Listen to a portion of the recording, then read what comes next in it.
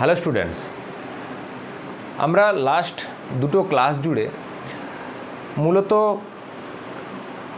পর্যায় সারণীর যে আজকের যে আধুনিক পর্যায় সারণী তার যে ব্যাকগ্রাউন্ড অর্থাৎ তার যে হিস্ট্রি কখন শুরু হয়েছিল 1829 থেকে so on and so fourth, যেটা আমরা অলরেডি লাস্ট দুটো ক্লাস জুড়ে জাস্ট তোমাদের ইনফরমেশনের জন্য আচ্ছা সেগুলো এমন নয় যে কোশ্চেন আসবে বা বিরাট কিছু দরকার এমন না, কিন্তু হিস্ট্রিটা আমাদের জানা দরকার, সেই জন্য আমি আলোচনা করেছিলাম। আজকে আমরা আমাদের মূল জায়গা থেকে স্টার্ট করব এবং এখান থেকেই শুরু হবে এই আমাদের পর্যায় সারণী চ্যাপ্টারটার মূল পড়াশুনো। তো আমরা আজকে শুরু করব মডার্ন পিরিয়ডিক ল, এবং এই মডার্ন পিরিয়ডিক লয়ের সাহায্যে যে পিরিয়ডিক টেবিল আমরা ড্র করব এবং এখান থেকেই আমরা মৌলগুলোর বিভিন্ন রকম প্রপার্টিজ যে আমরা পিরিয়ডিক টেবিল থেকে কীভাবে ব্যাখ্যা করতে পারবো এবং অনেক কিছু সমস্ত কিছু এখানে আলোচনা শুরু হবে। চলো শুরু করা যাক। তার আগে আমাদেরকে জানতে হবে মডার্ন পিরিয়ডিক ল বা আধুনিক পর্যায় সূত্র কেন দরকার পড়লো। অর্থাৎ আমরা তো মোটামুটি দেখেছি যে মেন্ডেলিভ, যাকে পর্যায় সারণীর জনক বলা হয়, ফাদার অফ পিরিয়ডিক টেবিল, তো তার পিরিয়ডিক ল কেন মডিফিকেশন করার প্রয়োজন হলো, রাইট? তো মূল মেন্ডেলিভের ভাবনার মধ্যে মূল ফান্ডামেন্টাল কোথায় ত্রুটি ছিল, কি ডিফেক্ট ছিল? ডিফেক্ট বলতে যখন মেন্ডেলিভ পর্যায় সারণী দেন বা তার পর্যায় সূত্র দেন, তখন ওই মজিলের এক্স রে আসেনি বা তখন মোটামুটি আইসোটোপগুলো নিয়ে খুব একটা ক্লিয়ার ধারণা ছিল না।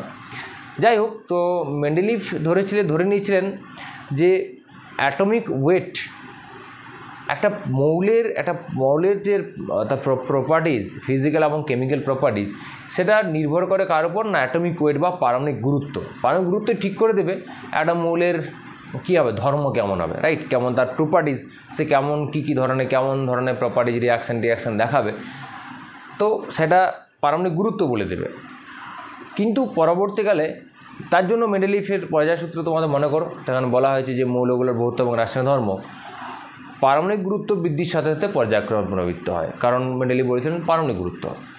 কিন্তু যখন আইসোটোপ আবিষ্কার হয়ে গেল, মজলে এক্স রে স্পেকট্রাম সাহায্যে বিভিন্ন রকম অবজারভেশন করলেন, তখন দেখা গেল যে পারমাণবিক গুরুত্ব নয়, একটা মৌলের প্রপার্টিজ কেমন হবে, অর্থাৎ একটা মৌলের ধর্ম, তার ভৌত এবং ডেফিনেটলি রাসায়নিক ধর্ম নিয়ন্ত্রণ করে মোটামুটি পরমাণু ক্রমাঙ্ক, অর্থাৎ প্রোটনই হচ্ছে সেই ফান্ডামেন্টাল পার্টিকেল পরমাণুর যে কিনা একটা মৌলের ধর্ম নির্ধারণ করে, রাইট? এবং আমরা এটাও জানি একটা নিউট্রাল অ্যাটমের যতগুলো প্রোটন ততগুলোই ইলেকট্রন থাকে। তো যাই হোক, তো জানা গেল যে পারমাণবিক গুরুত্ব নয়, পরমাণু ক্রমাঙ্ক হচ্ছে মৌলের ধর্মের নিয়ন্ত্রক, ভৌত এবং রাসায়নিক ধর্মের। এবং সেখান থেকে আমাদের এই আধুনিক পর্যায় সূত্র আমাদের নিয়ে আসা হলো, এবং সেখানে বলা হচ্ছে যে ওই একই রকম মেন্ডেলিভের পর্যায় সূত্রের মতোই, শুধুমাত্র সেখানে পারমাণবিক গুরুত্বের জায়গায় আমরা পরমাণু ক্রমাঙ্ক বলেছি।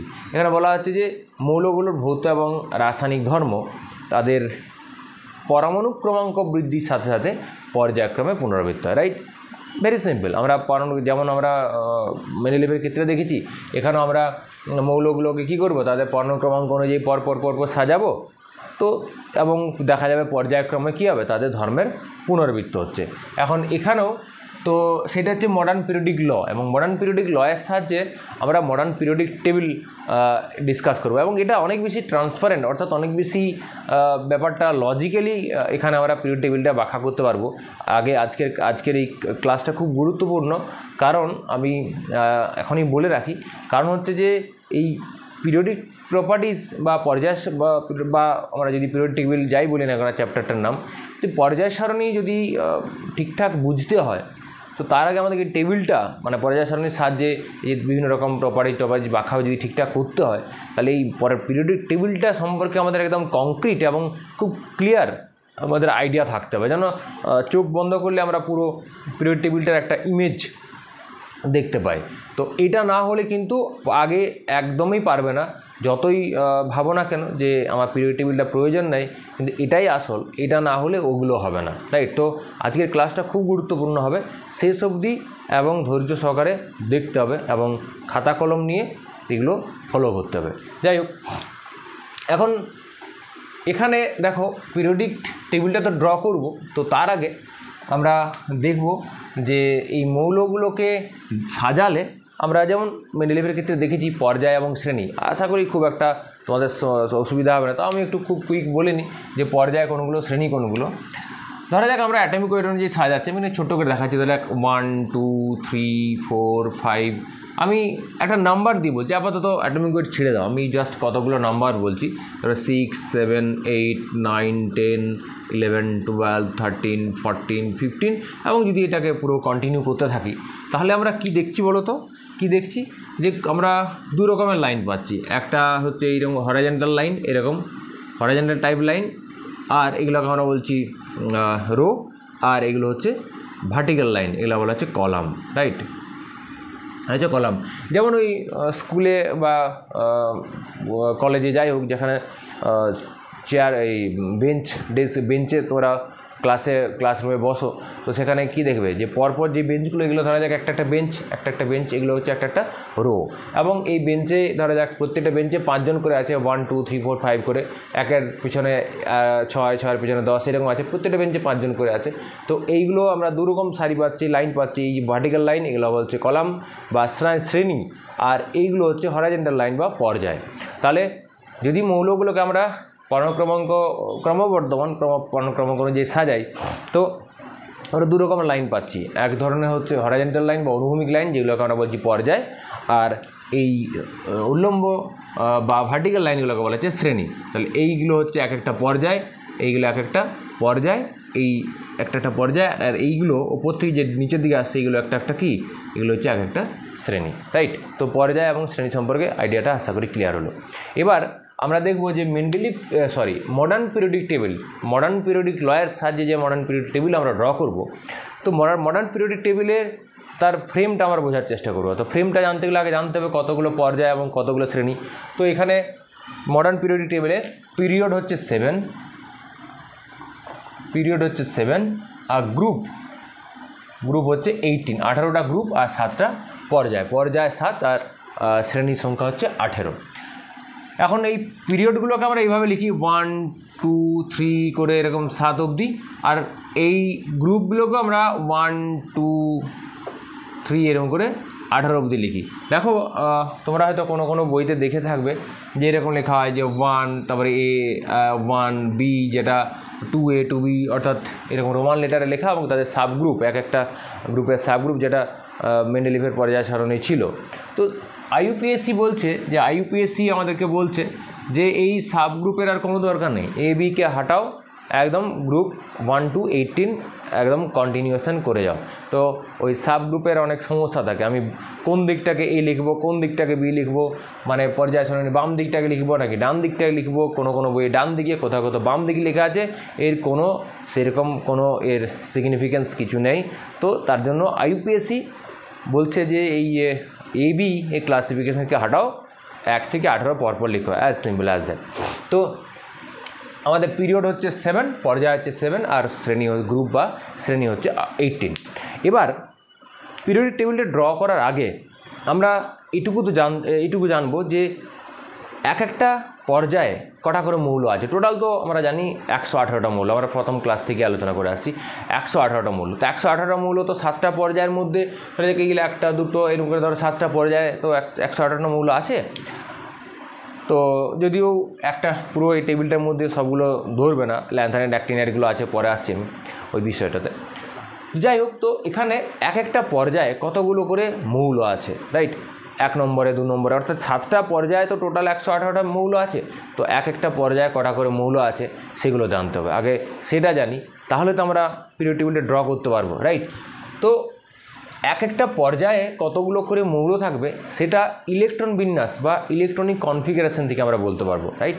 ইলেকট্রনিক কনফিগারেশন থেকে। আগে ইলেকট্রন বিন্যাসটা লিখি, তারপরে আমি যারা বলছি যে কীভাবে আমরা এগুলো বার করব। এখন দেখো ইলেকট্রন বিন্যাস করতে গেলে তো আমাদেরকে সেই অ্যাবাভ প্রিন্সিপাল অনুযায়ী এদের আগে এনার্জি ওয়াইজ কী করতে হবে, লিখতে হবে। এবং আমি অলরেডি একটা সেপারেট ভিডিও তোমাদের জন্য দিয়েছি যে simple trick to remember electronic configuration, অর্থাৎ কীভাবে ইলেকট্রন বিন্যাস এই 1s 2s 2p পরে 3s 3p তারপরে 3d নাকি 4s নাকি 4p, এই যে একটা কনফিউশন হয়ে যায় সেই কনফিউশনটা একদমই দূর হয়ে যাবে। ওই ভিডিওটা একটা ছোট্ট বোধহয় 5-6 মিনিটের ভিডিও আছে, সেটা দেখলেই খুব ইজিলি পেয়ে যাবে। তো সেখানে আমরা একটা স্টোরি টেলিংয়ের সাহায্যে খুব সিম্পলি বলেছিলাম। তো আমি ওখানে এখন আর ডিটেলস সেই স্টোরিতে যাচ্ছি না।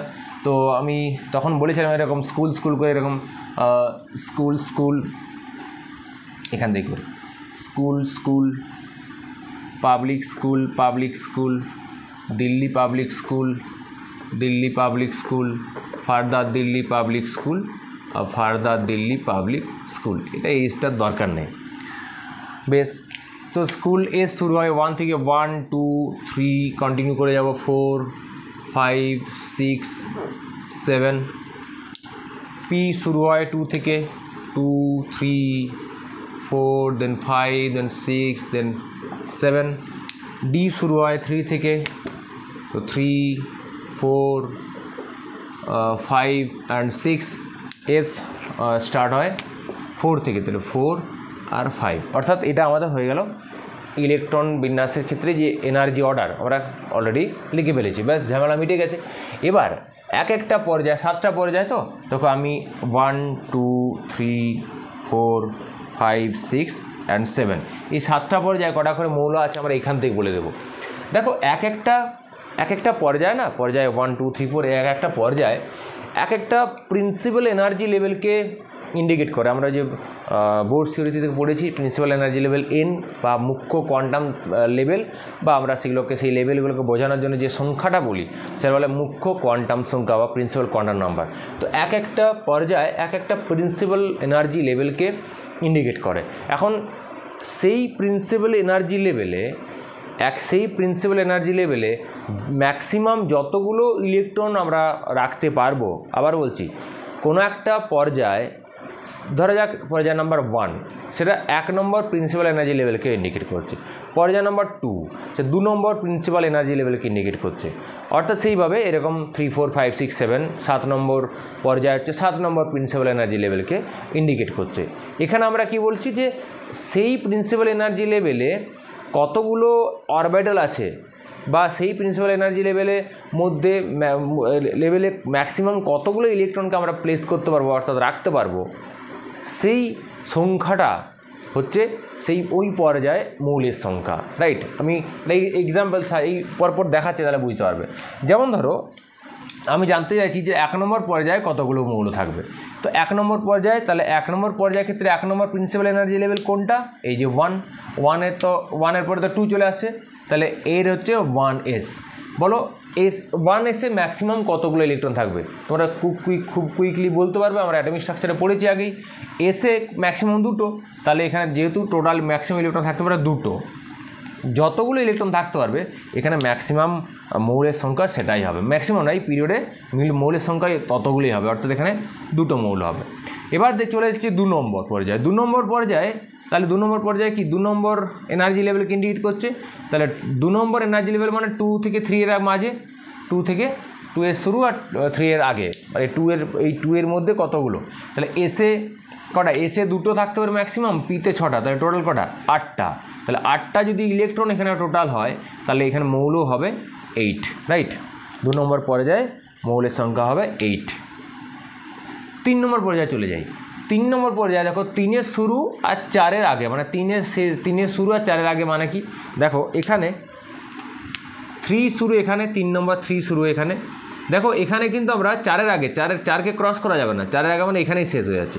তুমি বলবে যে স্যার এখানে তো ডি আছে, 3D আছে, 3 এর মধ্যে ডি আছে, কিন্তু সেটা 4 নম্বর লেভেলের মধ্যে ঢুকে পড়েছে, কারণ এই 3D 4-এর দেখো 4-এর আন্ডারে আছে। তাহলে আমাকে দেখতে হবে, সিম্পল দেখব যে কোয়ান্টাম লেভেল দেখছি সেই কোয়ান্টাম লেভেলের মধ্যে, সেই কোয়ান্টাম লেভেলের শুরু এবং পরবর্তী কোয়ান্টাম লেভেলের শুরুর মাঝে, রাইট, অর্থাৎ 3 আর 4-এর মাঝে, 3 3 থেকে 4-এর মাঝে ম্যাক্সিমাম কতগুলো ইলেকট্রন থাকবে, কত হলো এস আর পিতে কত 2 আর 6 8টা, তাহলে এখানে 3তেও 3 নম্বর পর্যায়ে টোটাল ম্যাক্সিমাম ইলেকট্রন এলিমেন্ট থাকবে 8টা মৌল।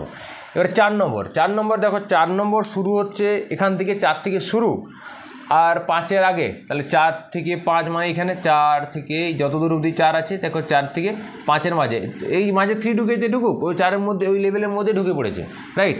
তো কত তাহলে এসে 2টো, এখানে 2, এখানে 10 2 12 আর 6 পিতে 6টা মানে 18টা, তাহলে এখানে মৌল সংখ্যা হবে 18, রাইট।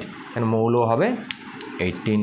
সিমিলারলি 5ও তাই, 5 শুরু আর 6-এর আগে, এই 5-এর 45টি, এখানে সেই 2 আর 10 12 আর 6 18, 5ও 18।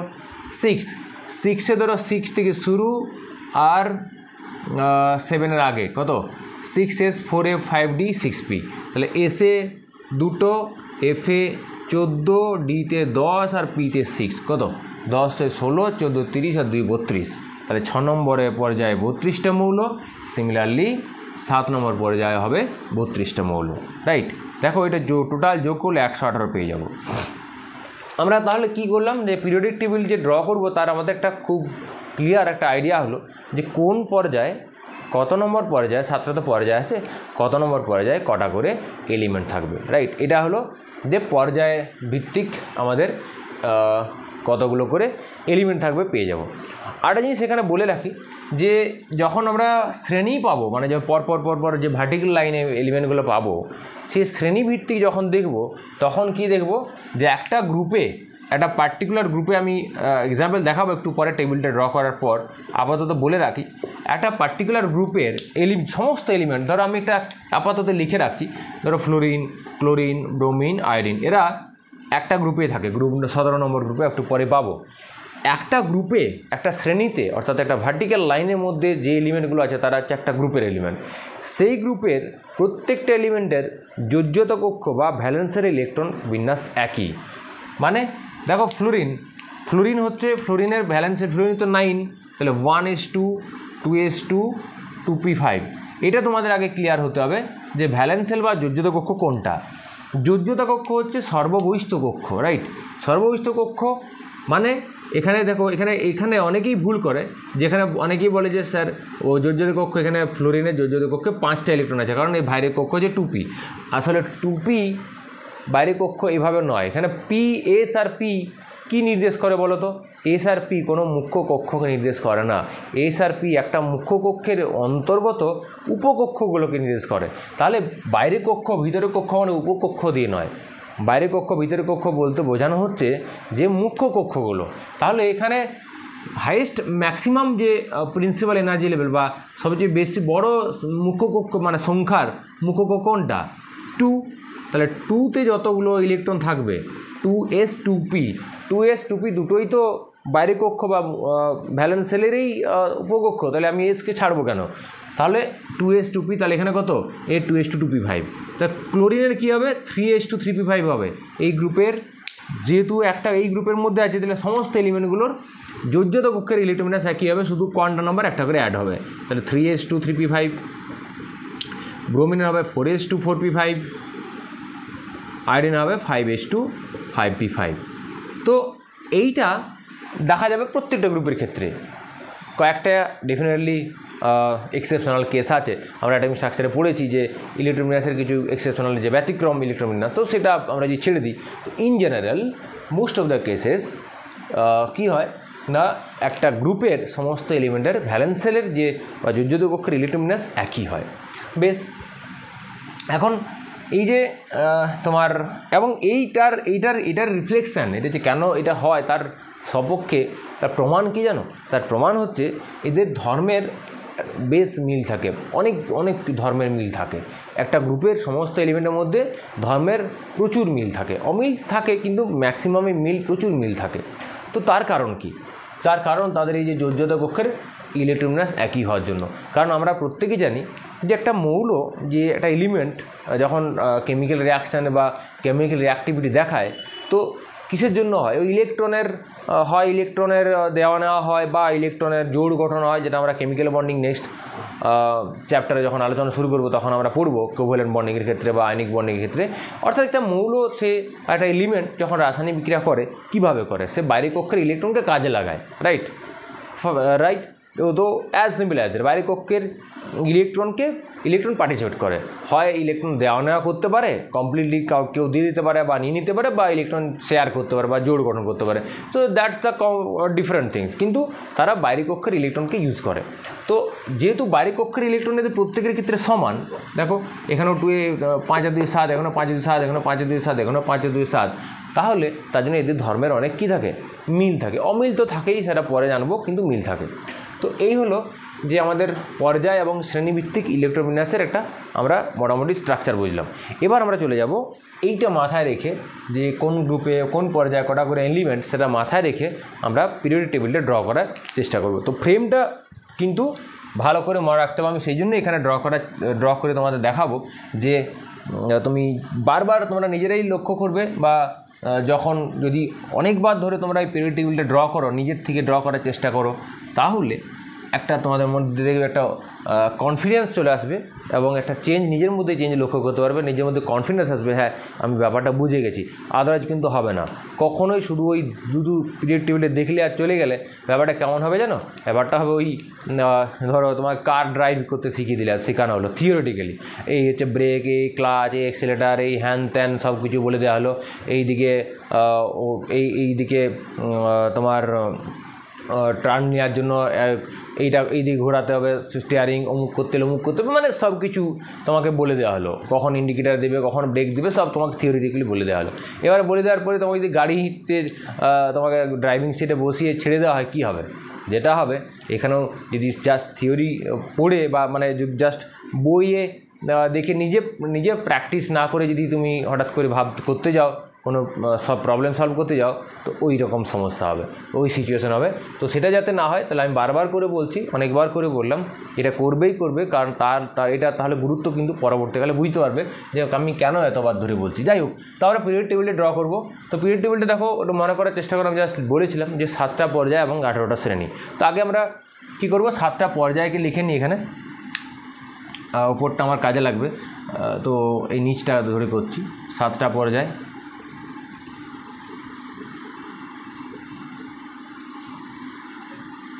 1 2 3 4 5 6 7, 7টা পর্যায়। এখানটায় আরও দুটো টেনে রাখি,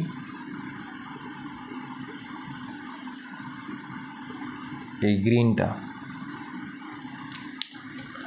পরে আসছি। 7টা পর্যায়ে 18টা শ্রেণী। তো শ্রেণী 18টা করে দাও।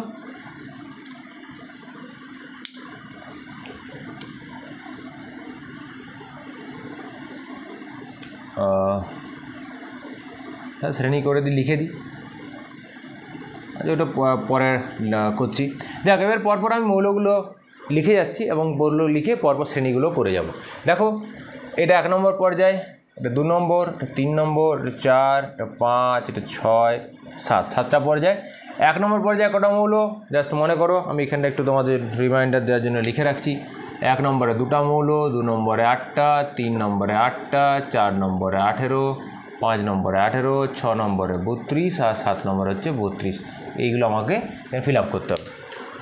তো যতটা আমার মনে আসে ততটা এখানে আমি লিখব। যাই হোক, আমাদের ফ্রেমটা দরকার। তো ফার্স্ট পর্যায়ে 2টো element, hydrogen and helium. Hydrogen আর হিলিয়াম। হাইড্রোজেন 1 নম্বর পর্যায়ে রাখা হয়েছে, এটা বিতর্কিত জায়গা, এখনও তার সলভ হয়নি। মেন্ডেলিভের সময় যে সমস্যা শুরু হয়েছিল, সো এখনও সেটাই আছে যে হাইড্রোজেনের পজিশন ঠিকঠাক মানে বিতর্কিত আছে, তো রাখা হয়েছে ওখানে। হাইড্রোজেন হিলিয়াম 1 নম্বর পর্যায়ে 2টো হয়ে গেল। 2 নম্বর পর্যায়ে 8টা, তাহলে এইটা হয়ে গেল। 2 নম্বর পর্যায়ে 8টা হিলিয়ামের পরে পরপর অ্যাটমিক নাম্বার, এটা হাইড্রোজেনের 1, এটা হিলিয়ামের 2 অ্যাটমিক নাম্বার। তারপর হচ্ছে লিথিয়াম, তারপর বেরিলিয়াম, আমি অ্যাটমিক নাম্বার ওয়াইজ করছি, লিথিয়াম, বেরিলিয়াম। তারপরে এখানে চলে যাও একদম এখানে boron, boron, carbon, nitrogen, oxygen, একটু গ্যাপ দেওয়া যাবে, boron, carbon, nitrogen, oxygen, fluorine আর নিয়ন, রাইট। এবার এখানে আমরা এদের শ্রেণীগুলো যেটা ওটা পাচ্ছি ড্র করে দিই, জায়গাটা একটু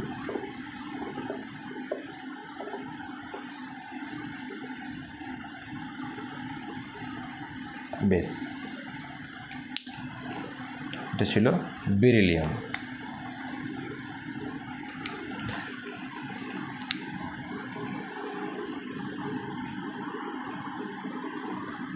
boron,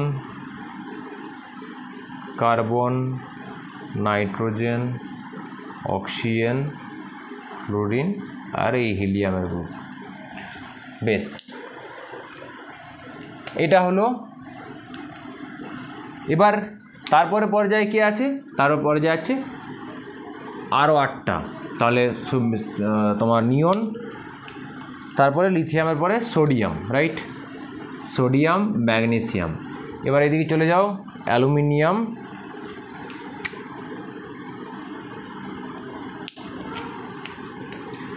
aluminium, silicon, phosphorus, sulphur, chlorine, argon.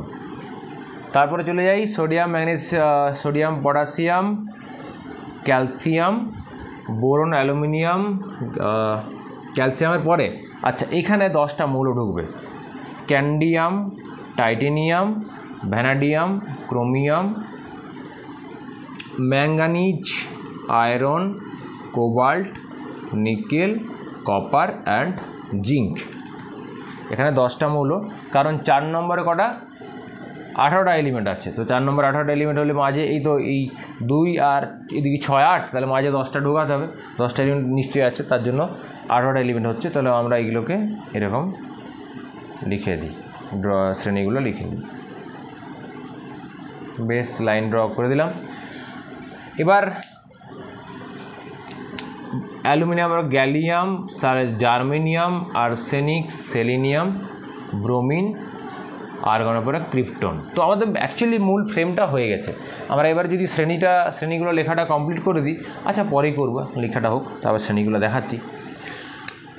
Potassium, rubidium, magnesium, calcium, strontium, আবার সঙ্গে সঙ্গে তোমরাও খাতাতে করো। স্ক্যান্ডিয়ামের তলায় ইট্রিয়াম, টাইটেনিয়াম তলায় zirconium, vanadium, niobium, chromium, vanadium, niobium, chromium, molybdenum, manganese, T C, technetium, F E, ruthenium, R U, cobalt, rhodium, nickel, palladium, copper, silver, zinc হচ্ছে cadmium. গ্যালিয়ামের তলায় indium, germanium, tin, arsenic, antimony, selenium, tellurium, bromine, iodine, krypton, xenon. বেশ, 5 নম্বরে হয়ে গেল 18, 5এও 18 হয়ে গেছে। 6এ কত 32। বেশ, দেখা যাক আমাদের তো টোটাল ঘরে আছে 18টা, 32 কী করে হলো দেখা যাক। রুবিডিয়ামের তলায় সিজিয়াম, স্ট্রনসিয়াম, বেরিয়াম, স্ক্যান্ডিয়াম, ইট্রিয়ামের তলায় আছে ল্যান্থানাম, এইখানে আমরা লিখব LA, ল্যান্থানাম। এই ল্যান্থানামকে আমি এখানে স্টার দিচ্ছি, এর দেখবে অ্যাটমিক নাম্বার হচ্ছে 57। এটা বেরিয়াম 56, এটা 55, 56, 57। এবার এখানে যে আছে, এর পরে যে আছে সে হচ্ছে হফমিয়াম, HF, এর হচ্ছে 72, রাইট। তো এখানে দেখো 57, 57-এর পরে 72, তাহলে 14টা এলিমেন্ট কোথায় গেল না 58 থেকে 71, 58 to 71, এই যে 14টা এলিমেন্ট, এই 14টা এলিমেন্টকে ওই ল্যান্থানামের ঘরেই এখানে রেখে দেওয়া হয়েছে, ল্যান্থানামের ঘরেই 14টা এলিমেন্টকে রেখে দেওয়া হয়েছে। এই জন্য দেখো টোটাল ঘর হচ্ছে 18টা, আর একটা ঘরে 14টা এক্সট্রা রাখা হয়, তাহলে 18 14 কত 32, তার জন্য 6 নম্বর পরে যায়, এই 32টা এলিমেন্ট হবে। তো এবং এখানে যে আমি এটা পরে আসছি একটু, এগুলোকে ল্যান্থানাইট বলা হয়। তো ভ্যানাডিয়াম, নিওবিয়ামের পর ট্যান্টালাম, বাকিটা আমার না লিখলেও চলবে, আমার মূল ফ্রেমটা দরকার ছিল, হয়ে গেছে। Chromium, molybdenum, tungsten, technetium rhenium, cobalt ruthenium osmium, cobalt rhodium iridium, palladium platinum, copper silver gold, zinc cadmium mercury, indium thallium, tin lead, antimony bismuth, tellurium polonium, iodine astatine, xenon radon. বেশ, 7 নম্বর পর্যায়ে কটা, এখানেও সেই 32টা element. তো সিজিয়ামের তলায় francium radioactive element, francium, বেরিয়ামের তলায় রেডিয়াম। ইনফ্যাক্ট এই যে 7 নম্বর পর্যায়ে যতগুলো এলিমেন্ট আছে সবাই রেডিও অ্যাক্টিভ, রাইট? 7 নম্বর পর্যায়ে যত এলিমেন্ট আছে সবাই রেডিও অ্যাক্টিভ। এখানে থাকবে এসি মানে অ্যাক্টিনিয়াম। আচ্ছা, এটাকে গ্রিন করি। অ্যাক্টিনিয়াম, এটা তুমি যদি অ্যাটমিক নাম্বার দেখো, এটা দেখবে তুমি পাবে 89, রাইট? 89। এটা তো একটা স্টার দেওয়া আছে, মানে তার কারণ এর পরে যে আছে আরএফ, রাদারফোর্ডিয়াম আরএফ, এর অ্যাটমিক নাম্বার হচ্ছে 104। তার মানে 90 থেকে 103 এই ঘরে রাখা আছে। যেমন 58 থেকে 71 ল্যান্থানামের ঘরে ছিল, সেরকম 90 থেকে 103 অ্যাক্টিনিয়ামের ঘরে আছে। তো এইগুলোকে বলা হয় অ্যাক্টিনাইটস, এগুলোকে বলা হয় ল্যান্থানাইটস।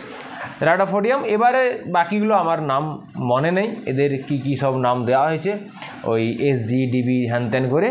তো আমি শুধু এদের অ্যাটমিক নাম্বারগুলো লিখে দিচ্ছি। 104-এর পরে 105, 106, 107, 108, 109, 110, 111, 112, 113, এগুলো এদের তো নামকরণ আবার আমি তোমাদের শিখিয়েছিলাম SHG সুপার হেভি এলিমেন্টগুলোর নামকরণ IPSC পদ্ধতির সাহায্যে। আমার একটা সেপারেট ভিডিও আছে, সেটা দেখে নিবে, তাহলেও নামকরণগুলো করতে পারবে। এখানে লিখতে পারো 115, 116, 117 আর 118, পুরো মিলে গেছে। এখানে এই যে ল্যান্থানামের ঘরে 58 থেকে 71, মানে এখানে সেরিয়াম হচ্ছে 58, আর এখানে সেরিয়াম থেকে লুটেসিয়াম এটা হচ্ছে 71। এখানে এই 58 থেকে 71 14টা এলিমেন্ট। আমার এই 14টা এলিমেন্ট আমি এখানে লিখিনি, কারণ আমার নামগুলো সব মনে নেই। তো নেই, দরকারও নেই। তো আর এখানে থোরিয়াম 90 থেকে লরেন্সিয়াম LR, এই যে 103। এখানে এই যে 14টা এলিমেন্ট, এই 14টা এলিমেন্টকে আলাদা করে এখানে 14 এলিমেন্ট পরপর 58, 59, 60, 61, 62 করে 71 অবধি, আর 90, 91, 92, 93 করে এখানে 103 অবধি পর লেখা আছে। দিবে তোমরা যদি পিরিয়ডিক টেবিল বইতে দেখো, দেখবে নিচে এরকম দুটো লাইন করা আছে। এগুলোকে বলা হয় ল্যান্থানামের ঘরে আছে বলে এদের বলা হয় ল্যান্থানাইটস, আর এগুলো অ্যাক্টিনিয়ামের ঘরে আছে বলে অ্যাক্টিনাইটস বলা হয়। মানে সেরিয়াম থেকে লুটেসিয়ামকে বলা হয় ল্যান্থানাইটস, আর থোরিয়াম থেকে লরেন্সিয়ামগুলোকে এদেরকে বলা হয় অ্যাক্টিনাইটস। যাই হোক, আমি এদের ট্রিভিয়াল নেমগুলো আমি আসবো একটু পরে। তো এবার আমি এদের গ্রুপগুলো লিখি। এবার আমাদের কাজ কি, এই যেখানে গ্যাপ আছে, ফাঁকা আছে, এগুলো মুছে দেবো, ব্যাস, ঝামেলা হাটাও। যে গ্যাপ ফাঁকাগুলো আছে এগুলোকে একটু কেয়ারফুলি মুছে দাও, বেশ। দেখো এবার এই যে পিরিয়ড টেবিলটা দেখতে পাচ্ছ, এটা একদম বইয়ে যেমন দেখেছ সেই রকমই লাগছে দেখতে, রাইট? এবার আমরা গ্রুপগুলো কন্টিনিউয়েশন করে, মানে কন্টিনিউ করে গ্রুপগুলো লিখে দেবো। তাহলে 1, 2, এখানে 3, 4, 5, 6, 7, 8, 9, AB তো কোনো ঝামেলা নেই, 10, 11, 12, এটা 13, 14, 15, 16, 17 অ্যান্ড 18। তো আমাদের পিরিয়ডিক টেবিল ড্র করা কমপ্লিট, রাইট? এই যে আমি যেভাবে দেখালাম, এটা আমি এই উদ্দেশ্যেই আমি এখানে ড্র করলাম তোমাদের জন্য। আমি তো কোনো একটা পিরিয়ড টেবিল ঝুলিয়ে দেখিয়ে দিতে পারতাম। এইটা তোমরা কিন্তু বারবার, আমি আবার বলছি, আমি আবার রিপিট করছি, 3-4 বার বললাম, আবার বলছি, কারণ অতি গুরুত্বপূর্ণ। এটা নিজেরা অনেকবার ধরে প্র্যাকটিস করবে, আদারওয়াইজ কিন্তু এটা ঠিকঠাক তোমাদের গ্রিপে আসবে না। যাই হোক, তো পিরিয়ড টেবিল ড্র করা হয়ে গেল। এবার আমরা এবার আমরা এই যে গ্রুপগুলো আছে, এই গ্রুপগুলোর কিছু ট্রিভিয়াল নেম আছে, মানে কিছু আমাদের আঞ্চলিক কিছু নাম দেওয়া হয়েছে গ্রুপগুলোকে। তোমরা হয়তো ক্লাস 9-10 লেভেলে পড়েছো, তাও আমি বলে দিচ্ছি। যেমন এই 1 নম্বর গ্রুপকে বলা হয় এদেরকে বলা হয় অ্যালকালি মেটাল বা ক্ষার ধাতু, রাইট? এদেরকে বলা হয় 1 নম্বর, এটা একটু লিখেই দিই। 1 নম্বর গ্রুপকে বলা হয় অ্যালকালি মেটালস, অর্থাৎ এই হাইড্রোজেন বাদ দাও, লিথিয়াম থেকে ফ্রান্সিয়াম, এগুলো বলে অ্যালকালি মেটাল। 2 নম্বরকে বলা হয় অ্যালকালাইন আর্থ মেটাল, অর্থাৎ ক্ষারীয় মৃত্তিকা ধাতু, অ্যালকালাইন আর্থ মেটাল, রাইট। 2 নম্বরকে এগুলো হচ্ছে গ্রুপগুলো। আর একদম সোজা চলে যাও গ্রুপ 11 কপার সিলভার গোল্ড, এদের বলা হয় কয়েনেজ মেটাল মানে মুদ্রা ধাতু। কারণ প্রাচীনকালে এনসিয়েন্ট সময়ে তখন কারেন্সি বলতে ওই নোট ফোট ছিল না, রাইট, কাগজের কোনো কারেন্সি ছিল না, কারণ রিজার্ভ ব্যাঙ্কে ছিল না, তা কি কারেন্সি থাকবে। তখন কী হতো, ওই মুদ্রা চালু হচ্ছিল, তোমার ওই সোনার মুদ্রা, রূপার মুদ্রা এবং তামার মুদ্রা। তো এই মুদ্রাগুলো তোমাদেরও দেখবে কারো বাড়িতে হয়তো পুরনো মুদ্রা থাকতে পারে সোনা, রূপা বা তামার। তো এই তামা, রূপা এবং সোনাদি তৈরি হয় বলে এদের দ্বারা ওই মুদ্রাগুলো তৈরি হতে বলে এদের কয়েনেজ মেটাল বা মুদ্রা ধাতু বলা হয়, এদেরকে বর ধাতুও বলা হয়। যাই হোক, এবার আমরা চলে যাব গ্রুপ 15কে বলা হয় নিকটোজেন, এর বানানটা দেখবে PNI। গ্রুপ 15কে বলা হয় নিকটোজেন, গ্রুপ 16কে বলা হয় চ্যালকোজেন, এই যে অক্সিজেন গ্রুপকে বলা হয় চ্যালকোজেন, মানে ওর ফর্মিং মানে আমরা যে মেটালগুলো ইউজ করি সেই মেটালগুলো ধরো লোহা, তামা, জিঙ্ক, অ্যালুমিনিয়াম, যাই হোক, এরা নেচারে তো ওই পিওর অবস্থা থাকে না, হাইলি রিঅ্যাক্টিভ। এরা হয় অক্সাইড হিসেবে বা মোস্টলি হয় অক্সাইড বা সালফাইড, অর্থাৎ এই গ্রুপ 16 যে এলিমেন্টগুলো আছে তাদের সঙ্গে যৌগ তৈরি করে থাকে, তার জন্য এদেরকে বলা হয় ওর ফর্মিং গ্রুপ বা চ্যালকোজেন বলা হয়। গ্রুপ 17কে বলা হয় হ্যালোজেন, এটা তোমরা প্রত্যেকে জানো। হ্যালোজেন মানে সল্ট ফর্মিং, অর্থাৎ যত যে তোমার ধরো সোডিয়াম ক্লোরাইড, পটাশিয়াম ক্লোরাইড, এরা হচ্ছে হ্যালোজেন, এটা তো সল্ট ফর্মেশন করে। 17 আর 18কে বলা হয় ইনার্ট গ্যাস, এটাকে বলা হয় ইনার্ট গ্যাস বা নিষ্ক্রিয় গ্যাস কেন বলা হয়? কারণ স্বাভাবিক, এরা রাসায়নিক বিক্রিয়ায় অংশগ্রহণ করতে চায় না, এদের স্টেবল ইলেকট্রনিক কনফিগারেশন আছে বলে এদেরকে কী বলা হয়? ইনার্ট গ্যাস বলা হয়। যাই হোক, তো এইগুলো হচ্ছে এদের তোমার ট্রিভিয়াল নেম। এবার কিছু সিরিজ, এই সিরিজগুলোকে আমরা কয়েকটা স্পেসিফিক নাম দিয়েছি। যেমন ধরো সিরিজগুলোকে বলা ঠিক নয়, এই যে 3 নম্বর শ্রেণী, 3 থেকে 11, রাইট, এদের বলা হয় ট্রানজিশন এলিমেন্ট। কী বলা হয়? Transitional element. এই কেন বলা হয় না বলা হয় এটা এক্সপ্লেনেশন আছে, আমি একটু পরে আসছি, আগে বলে নিই সবগুলো। এদের বলা হয় ট্রানজিশনাল এলিমেন্ট। আর এই যে স্ক্যান্ডিয়াম থেকে জিঙ্ক, এই কপার, এগুলো বলে ট্রানজিশন এলিমেন্ট। আর তাছাড়া এই যে ল্যান্থানামের ঘরে আছে, দেখো 6 নম্বর পরে যায় ল্যান্থানামের ঘরে যে 58 থেকে 71 আছে, এদের বলা হয় তোমার ল্যান্থানাইটস। আর এদেরকে বলা হয় অ্যাক্টিনাইটস। এগুলো তো একটু আগে বললাম। তো ল্যান্থানামের ঘরে আছে বলে ল্যান্থানাইটস, আর অ্যাক্টিনিয়ামের ঘরে আছে বলে অ্যাক্টিনাইটস। আর তোমার ট্রান্স ইউরেনিয়াম মানে ইউরেনিয়াম হচ্ছে তোমার 92, এখানে আছে, এখানে 91, 92 ইউরেনিয়াম ট্রান্স ইউরেনিয়াম মানে বিয়ন্ড 92, মানে ইউরেনিয়ামের পরবর্তী যে এলিমেন্টগুলো তাদের বলা হয় ট্রান্স ইউরেনিয়াম। তো এবার ট্রান্স অ্যাক্টিনিয়াম আছে। ট্রান্স অ্যাক্টিনিয়াম হচ্ছে তোমার ওই 103 সম্ভবত, হ্যাঁ, ট্রান্স অ্যাক্টিনাইটস হচ্ছে 103 অ্যাটমিক ওয়েট, যাদের অ্যাটমিক নাম্বার যাদের 103-এর উপর, তাদের বলা হয় ট্রান্স অ্যাক্টিনাইট। এগুলো একটু তোমরা নোট ডাউন করে রাখবে, আমি এখানে দিয়েছি একটু লিখে। আচ্ছা, তো এইগুলো মোটামুটি সিরিজগুলো গেল। আর ল্যান্থানাম সিরিজ, দেখো, ল্যান্থানাইটস বলা হয় সেরিয়াম থেকে লুটেসিয়াম, অ্যাক্টিনাইটস বলা হয় থোরিয়াম থেকে লরেন্সিয়াম। কিন্তু ল্যান্থানাম সিরিজ, রাইট, ল্যান্থানাম যদি সিরিজ বলা হয় তাহলে হবে ল্যান্থানাম থেকে লুটেসিয়াম। আর অ্যাক্টিনিয়াম সিরিজ বলা হয় তাহলে হবে অ্যাক্টিনিয়াম থেকে লরেন্সিয়াম। ল্যান্থানাইটস হচ্ছে সেরিয়াম থেকে লুটেসিয়াম, কিন্তু ল্যান্থানাম সিরিজ হচ্ছে ল্যান্থানাম থেকে লুটেসিয়াম, মানে তখন ল্যান্থানামকে ইনক্লুড করতে হবে।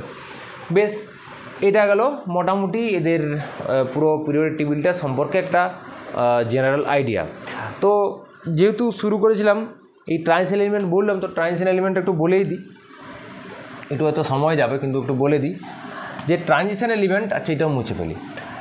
এই যে 3 থেকে 11 এদেরকে বলা হয় ট্রানজিশনাল এলিমেন্ট। 12 নম্বর গ্রুপকে কিন্তু ট্রানজিশনাল এলিমেন্ট বলা হয় না, এদেরকে এই 3 থেকে 11কে বলা হয় ট্রানজিশনাল এলিমেন্ট। তো কারা ট্রানজিশনাল এলিমেন্ট, তার আগে জানতে হবে এদেরকে ট্রানজিশনাল বা সন্ধিগত বলা হয় কেন। সন্ধিগত বলা হয় কেন, তার কারণ হচ্ছে দেখো এই পর্যায় সারণীর যে 1 এবং 2 এই যে দুটো পর্যায়, এই দুটো শ্রেণী, এরা হচ্ছে তীব্র তড়িৎ ধনাত্মক মৌলের শ্রেণী। আর 13 থেকে 17, 18টাকে বাদ দাও, এরা হচ্ছে তীব্র তড়িৎ ঋণাত্মক মৌলের শ্রেণী। তাহলে তীব্র তড়িৎ ধনাত্মক এবং তীব্র তড়িৎ ঋণাত্মক মৌলের মাঝে এরা হচ্ছে সন্ধি স্থাপন করেছে, এই জন্য এদের নাম বলা হচ্ছে ট্রানজিশনাল এলিমেন্ট বা সন্ধিগত মৌল।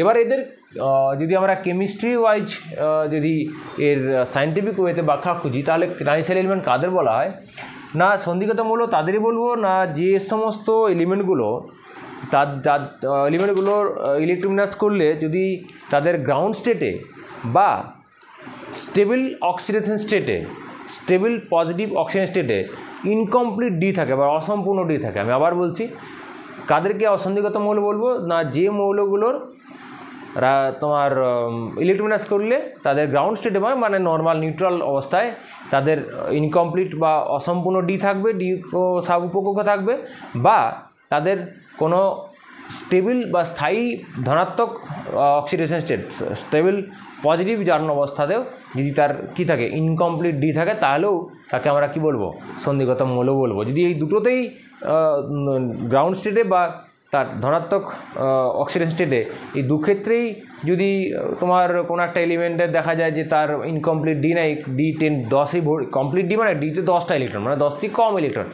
অসম্পূর্ণ ডি মানে কি, যে যদি ডি সাবসেলে 10-এর চেয়ে কম ইলেকট্রন থাকে, 1 থেকে 9 যদি থাকে, তাহলে ইনকমপ্লিট। যদি দেখা যায় যে গ্রাউন্ড স্টেটে এবং তার পজিটিভ অক্সিজেন স্টেটে, স্টেবল পজিটিভ অক্সিজেন স্টেটে দুক্ষেত্রেই তার ডি ভর্তি আছে, তাহলে সে কী হবে না, সে ট্রানজিশনাল এলিমেন্ট হবে না। তো আমরা এক্সাম্পল দেখব। দেখো যদি স্ক্যান্ডিয়াম থেকে শুরু করি, দেখো স্ক্যান্ডিয়াম হচ্ছে 21, তো এদের ইলেকট্রোবিন্যাস করো 1s2, 2s2, 2p6, 3s2, 3p6, 4s2, 3d1 হবে, স্ক্যান্ডিয়াম হবে 4s2, 3d1। তাই দেখো বুঝতে পারছো এর তো আর অক্সিডেশন স্টেট দেখার দরকারই নেই, এটা ডি ইনকমপ্লিট আছে, তাহলে স্ক্যান্ডিয়াম একে আমরা সন্ধিগত মৌল বলতে পারি। তাহলে টাইটেনিয়াম এটা 22, 23, 24, 25, 26, 27, 28, 29 আর 30। তাহলে বুঝতে পারছো এখানে D1, এই যে স্ক্যান্ডিয়ামে যদি D1 হয়, টাইটেনিয়াম D2, 4s2, 3d2 হবে, 3d3 হবে, ক্রোমিয়াম 3d4 হওয়ার কথা, কিন্তু এটা ব্যতিক্রম ইলেকট্রোবিন্যাস, তাহলে 3d5, যাই হোক ইনকমপ্লিট ডি এর থেকে 10-এর থেকে কম আছে। Manganese 3d5, iron 3d6, cobalt 3d7, nickel 3d8, right. তার নিকেল অবধি ট্রানজিশনাল এলিমেন্ট, কোনো এখানে বিতর্ক নেই। কপারে চলে যাই, কপারের ক্ষেত্রে এটা যদি কপার করি কাজ, তাহলে কপারে হবে 4s2, 4s1, 3d10, 4s1, 3d10, কারণ কপারও আমরা জানি ব্যতিক্রম ইলেকট্রোবিন্যাস, তো 4s1, 3d10। তাহলে ভ্যালেন্স সেল আমার এগুলো নিয়ে কোনো মাথা ব্যথা নেই, এরা ইমেটেরিয়াল। এইটা হচ্ছে 4s1, 3d10। এর দেখো কপারের তাহলে কি দেখতে পাচ্ছি, গ্রাউন্ড স্টেটে বা নর্মাল অবস্থায় কপারের ডি কিন্তু ভর্তি আছে, ইনকমপ্লিট নেই, পুরো কমপ্লিট। কিন্তু এখানেই সন্ধিগত মৌলের ডেফিনেশন শেষ হচ্ছে না, এখানে দেখতে হবে কপারের অক্সিডেশন স্টেট হচ্ছে 2+, কপার +2 হচ্ছে কপারের স্টেবল অক্সিজেন স্টেট। তাহলে কপার +2 দেখিয়ে আমি অলরেডি তোমাদের যখন ক্যাটায়ন অ্যানায়ন এদের ইলেকট্রোবিন্যাসগুলো দেখে আলোচনা করেছি অ্যাটমিক স্ট্রাকচারে, তোমরা ওখানে প্লেলিস্টে গিয়ে পেয়ে যাবে লাস্টের দিকের ক্লাসগুলোতে। তো কপার 2+, সেখানে সব ডিটেলসে সমস্ত এক্সেপশনাল কেস আলোচনা করা আছে এবং আয়নগুলো আলোচনা করা আছে। কপার 2+ যদি হয় তখন দুটো ইলেকট্রন বেরোবে কোথা থেকে, আগে 4s থেকে বেরোবে, তারপর ডি থেকে। তাহলে দুটো ইলেকট্রন বার করতে গেলে 4s-এ 0 হবে আর 3d-তে 9 হবে, কারণ দুটো বার করতে হবে। দেখো D9 মানে কি 10-এর চেয়ে কম হয়ে গেল, অর্থাৎ ইনকমপ্লিট। তাহলে যে কোনো একটা কন্ডিশান ফুলফিল করলে হবে, যে হয় তার গ্রাউন্ড স্টেটে বা তার পজিটিভ অক্সিজেন স্টেটে কোনো একটাতে তার যদি ইনকমপ্লিট ডি থাকে, তো এখানে নেই তো এখানে আছে, তাহলে তো সন্ধিগত মৌল বলা যাবে। কিন্তু যদি আমরা গ্রুপ 12 নম্বর গ্রুপ কেন বলছি না, দেখো 12 নম্বর গ্রুপে জিঙ্ক যে 30 যদি করো, এটা তো যেমন আছে তেমন, তাহলে 4s2 হবে আর 3d10, রাইট। তো জিঙ্কের গ্রাউন্ড স্টেটে জিঙ্ক কী আছে, তার ডি কমপ্লিট আছে। এবার জিঙ্কের পজিটিভ যে অক্সিজেন স্টেবল সেটা জিঙ্ক 2+, হলে আগে কোথার থেকে ইলেকট্রন বেরোয়, আমি আগেও বলেছি আবারও বলছি, অ্যাটমিক স্ট্রাকচারে গিয়ে দেখবে যে এখানে 2+ মানে আগে 4s থেকে ইলেকট্রন বেরোবে, আগে 4s থেকে তারপর 3d থেকে। তোমরা কখনোই 3d থেকে আগে বার করে দেবে না, তাহলে পুরো গোলমাল হয়ে যাবে। আগে ইলেকট্রন বেরোবে 4s থেকে, তারপরে বেরোবে 3d থেকে। তা জিঙ্ক 2+, তাহলে কত হবে 4s0, 3d10, তো জিঙ্কের ক্ষেত্রে দেখছি যে তার পজিটিভ অক্সিজেন স্টেটে হোক বা গ্রাউন্ড স্টেটে হোক, জিঙ্ক তার কী আছে, তার দুক্ষেত্রেই ডি তার পুরোপুরি কমপ্লিটলি ফিল্ড আছে। তো কমপ্লিটলি ফিল্ড থাকলে জিঙ্ককে আমরা কী বলবো না, সন্ধিগত মৌল বলবো না। এবং প্রথমেই আমি এই পিরিয়ড টেবিল বলার আগে সময় বলেছিলাম যে একটা শ্রেণীর মৌলগুলোর প্রত্যেকেরই ভ্যালেন্সিয়ালি ইলেকট্রোমিনাস একই হয়। তা জিঙ্ক যদি 4s2 3d 4s2 3d10 হয়, তাহলে cadmium 5s2 4d10, mercury 6s2 5d10, তো একই হবে। তার জন্য 12 নম্বর গ্রুপকে আমরা সন্ধিগত মৌল বলি না, কারণ এর গ্রাউন্ড স্টেটে বা ধনাত্মক স্টেবল অক্সিজেন স্টেটে কোনো ক্ষেত্রেই এদের ইনকমপ্লিট ডি নাই, ডি পুরোপুরি কমপ্লিটলি ফিল্ড আছে, তার জন্য এদেরকে সন্ধিগত মৌল বলা হয় না। বেশ, আমরা একদম লাস্ট, আজকের ক্লাসের লাস্ট পর্যায়ে চলে এসেছি। আমি জাস্ট একটা জিনিস বলে ছেড়ে দেবো, সেটা হচ্ছে আজকের ক্লাসটা আমরা বন্ধ করব। সেটা হচ্ছে যে এই যে এলিমেন্টগুলো 118টা এলিমেন্ট আছে, সেই এলিমেন্টগুলোকে আমরা কতগুলো ব্লকে, মানে কতগুলো ব্লকে ক্লাসিফাই করেছি। কী কী block? S block, P block, D block এবং এ ব্লক। যেমন সেই অনেক বড় যদি ক্যাম্পাস হয়, ধরো কোনো বড় ইনস্টিটিউটের অনেক বড় ক্যাম্পাস হয়, তো সেখানে আমরা কী করি, অনেকগুলো ব্লকে ভাগ করা যাবো, A block, B block, C block, D block, E block, A block, বিভিন্ন ব্লকে ক্লাসিফাই করা থাকে, তাহলে সেই ব্লকে গিয়ে পৌঁছানো বা তাকে খুঁজে পাওয়াটা সহজ হয়। তো সেই রকম এখানে 118টা মৌল আছে, এগুলোকে আমরা এস, পি, ডি, এফ এই যে 4টে ব্লকে ভাগ করেছি। তো কোন বেসিসে ভাগ করেছি না, এগেইন ইলেকট্রন বিন্যাসের বেসিসে, রাইট। ইলেকট্রন বিন্যাসের ভিত্তিতে কীরকম করে আমরা কী করবো, যে কোনো এলিমেন্ট কোন ব্লকের এলিমেন্ট সেটা কী করে বুঝবো না, সেই এলিমেন্টটার ইলেকট্রন বিন্যাস করবো, দেখবো লাস্ট ইলেকট্রন বিন্যাস করতে লাস্ট ইলেকট্রন কোন অর সাবসেলে ঢুকছে। যদি last electron enters into S subshell, তাহলে সেটা হবে এস ব্লক। যদি লাস্ট ইলেকট্রন পি সাবসেলে ঢুকে, তাহলে পি ব্লক, ডিতে ঢুকলে ডি ব্লক, এফে ঢুকলে এফ ব্লক। তো আমি এখানে বলে দিচ্ছি এস ব্লক কারা, 1 নম্বর আর 2 নম্বর গ্রুপকে বলা হয় এস ব্লক। তুমি দেখো এখানে এক্সেপশন হচ্ছে, অনলি এক্সেপশন হচ্ছে হিলিয়াম, হিলিয়াম তো 2 মানে 1s2, তো হিলিয়াম তো এস ব্লকে থাকার কথা, কিন্তু হিলিয়ামকে পি ব্লকে রাখা হয়েছে। সেটা একমাত্র এক্সেপশন, যেটা যে হিলিয়াম থাকার কথা এস ব্লকে, কিন্তু রাখা হয়েছে পি ব্লকে।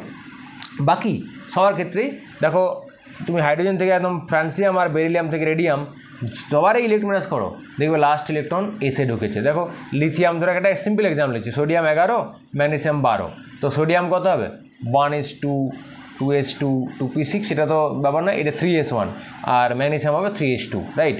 তো মানে এদের লাস্ট ইলেকট্রন কোথায় এসে ঢুকছে, তো এদের সবার এসে ঢুকবে, তাহলে এস ব্লক 1 নম্বর 2 নম্বরকে। তুমি যদি ইলেকট্রন বিন্যাস করো বোরন থেকে, ধরো বোরন 5, তাহলে এটা হবে 2s2 আর 2p1, লাস্ট ইলেকট্রন ঢুকছে পিতে, তাহলে পি ব্লক, এটা 2p2, এটা 2p3, 2p4, 2p5, 2p6, তার মানে এদের প্রত্যেকে 13 থেকে 18 প্রত্যেকে এদের ইলেকট্রন ঢুকছে, লাস্ট ইলেকট্রন ঢুকছে পিতে, তার জন্য 13 থেকে 13 to 18 এটা হচ্ছে পি ব্লক। এগেন এখানে ওই তোমার হিলিয়ামের তো যখন এইদিকে এক্সেপশন, তো এইদিকেও হবে, হিলিয়ামের এখানে থাকার কথা না, হিলিয়ামকে তা পি ব্লকে রাখা হয়েছে। আর ডি ব্লক কারা, তুমি দেখো ইলেকট্রন বিন্যাস আমি এক্ষুনি দেখালাম তো এখানে, যে স্ক্যান্ডিয়াম থেকে 3 থেকে 12 যদি এদের ইলেকট্রন বিন্যাস করো, দেখবে লাস্ট ইলেকট্রন ঢুকছে ডিতে, তার জন্য 3 to 12 এরা হচ্ছে ডি ব্লক, রাইট, এরা ডি ব্লক। এই 3 থেকে 11 হচ্ছে ট্রাইসেল এলিমেন্ট, কিন্তু 3 থেকে 12 সবাই হচ্ছে কি ডি ব্লক, অর্থাৎ এদের লাস্ট ইলেকট্রন ডিতে ঢুকছে। এবং এখানে একটু বলে নিই যে এখানে আমরা 4 নম্বর পর্যায়ে যেহেতু ডি শুরু, দেখো 4 নম্বর পর্যায়ে ডি শুরু, তাই জন্য এটা আমরা বলি প্রথম ফার্স্ট ট্রানজিশন সিরিজ, এটা বলা হয় 5 নম্বরকে বলা হয় সেকেন্ড ট্রানজিশন সিরিজ, 6 নম্বরকে বলা হয় থার্ড ট্রানজিশন সিরিজ, এবং 7কে বলা হয় ফোর্থ ট্রানজিশন সিরিজ। নাম দেওয়া হয়েছে এগুলো, বা এগুলো এরকম, এটাকে বলা হয় 3D সিরিজ, যেহেতু দেখো এটা লাস্ট ইলেকট্রন 3Dতে ঢুকে, তার জন্য এগুলো বলা হয় 3D সিরিজ। এটাকে স্ক্যান্ডিয়াম থেকে জিঙ্কে, ইট্রিয়াম থেকে ক্যাডমিয়ামকে বলা হয় 4D সিরিজ, ল্যান্থানাম থেকে মার্কারিকে বলা হয় 5D, অ্যাক্টিনিয়াম থেকে 112 কি আমি জানি না, যাই হোক এগুলো বলা হয় তোমার 3, 4, 5, 6D সিরিজ। তো এইরকম প্রথম সন্ধিগত সারি, দ্বিতীয় সন্ধিগত সারি, তৃতীয় সন্ধিগত সারি এভাবে বলা হয়, বা 3D, 4D, 5D, 6D এরকম বলা হয়। তো কী কোন বেসিসে বলা হয় আমি এখানে বলেই দিলাম। এবার এফ ব্লক কারা, এফ ব্লক এলিমেন্ট হচ্ছে এই যে এখানে তোমার ধরো 58 থেকে 71 আর 90 থেকে কত 103, এরা হচ্ছে 3 নম্বর শ্রেণীতে, রাইট। 3 নম্বর শ্রেণীতে দেখো, এই 3 নম্বর শ্রেণীতে এই 58 থেকে 71 বা 90 থেকে 103 এরা 3 নম্বর শ্রেণীতে আছে। তো 3 নম্বর শ্রেণী সবাই কিন্তু এ ব্লক নয়। 3 নম্বর শ্রেণীতে 6 এবং 7 নম্বর পর্যায়ে 3 নম্বর শ্রেণীতে এরা হচ্ছে পর্যায় নাম্বার 6, এটা হচ্ছে 6 পিরিয়ড, পি লিখলে আবার ব্লক মনে হবে। এটা হচ্ছে পিরিয়ড 6, এটা হচ্ছে পিরিয়ড 7। তো 6 নম্বর পর্যায় এবং 7 নম্বর পর্যায়ে 3 নম্বর শ্রেণীতে এখানে যে 58, এই 57 নয় কিন্তু 57 হচ্ছে তোমার ডি ব্লক মৌল, 57 ইলেকট্রনিক্স করে দেখবে ডি ব্লক হবে। কিন্তু এটা আবার এই 57 এক্সেপশনাল, তুমি নর্মালি ইলেকট্রনিক্স করবে মনে হবে এ ব্লক, কিন্তু ডি ব্লক এক্সেপশনাল ইলেকট্রনিক্স। তো ল্যান্থানাম এবং অ্যাক্টিনাম এরা হচ্ছে ডি ব্লক মৌল। আর এদের ঘরে যে 58 থেকে 71 আছে এরা এ ব্লক, এখানে যে 90 থেকে 103 আছে এরা এ ব্লক। তো এরা কিন্তু 3 নম্বর শ্রেণীতে আছে। তাহলে আমরা এই যে টোটাল 118টা এলিমেন্টকে 4টে ব্লকে ভাগ করেছি, S block, P block, D block এবং এ ব্লক, ডিপেন্ডিং কার উপর ডিপেন্ড করে যে লাস্ট ইলেকট্রন করলে লাস্ট ইলেকট্রন কোন অরবিটালে বা কোন সাবসেলে এন্টার করছে তার উপর ভিত্তি করে। তো এই হলো মোটামুটি আজকের আমাদের ক্লাস, খুবই ইম্পর্ট্যান্ট ক্লাস। যদিও এটার থেকে তুমি বলো স্যার কী কোশ্চেন আসবে, অ্যাকচুয়ালি কোশ্চেন এখান থেকে কিছু আসবে না, কিন্তু এটা না জানলে কোনো কোশ্চেন উত্তর পারবে না, এটাও গ্যারান্টেড। তো এটা বারবার করে ভিডিওটা দেখবে এবং আমি বারবার করে বলছি, আবারও বলছি যে পিরিয়ড টেবিলটা নিজেরা ড্র করার চেষ্টা করবে।